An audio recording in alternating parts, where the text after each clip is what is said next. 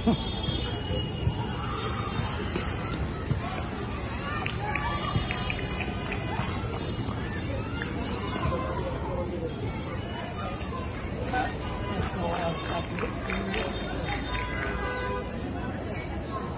সেই ঐতিহাসিক শোলাকিয়া মাঠ, যেখানে আমরা আজকে আসরের নামাজ আদায় করলাম।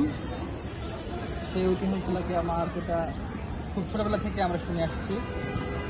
আমি এবং আমার ভাই সার্ফি এখানে এসেছেন। আসসালামু আলাইকুম।